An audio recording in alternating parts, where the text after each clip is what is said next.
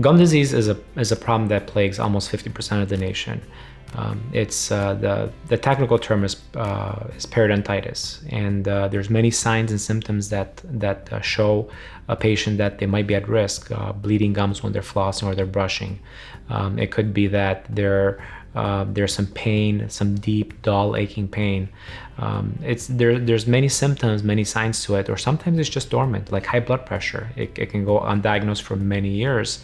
It doesn't hurt, and it can lead to heart attacks. It can lead to many other problems. So we want to make sure that with gum disease, it's always being addressed, it's always being diagnosed, because once it's diagnosed, there's a non-surgical way to treat it, and then there's a surgical way. The non-surgical way that we normally treat gum disease it's called periodontal scaling and root planing. And so with scaling and root planing, what we do is we make sure that the patient is comfortable. So we usually have a topical anesthetic where we allow the patient to be comfortable while we're scaling the teeth. We're going deep into the gum and really removing all the bacteria that are causing the gum disease. Unfortunately, gum disease is chronic. It's something that there is no cure for. But like diabetes, like blood pressure, as long as it's controlled, somebody can live a normal life and just maintain that disease under control. There's a patient that I think of that had quite a severe case of gum disease, and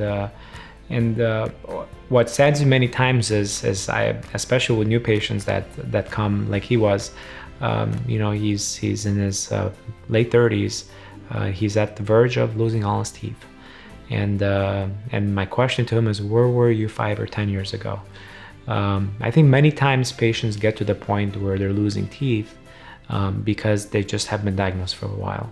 And so it's very important for somebody that has gum disease or somebody that has shown signs of it, that they see a dentist, that they address it, because it can lead for some severe cases, and there's more of them than we think, where we lose teeth and we end up in dentures and other options because it just went undiagnosed, or the patient was just too nervous, too anxious to go see a dentist, or thought it cost too much.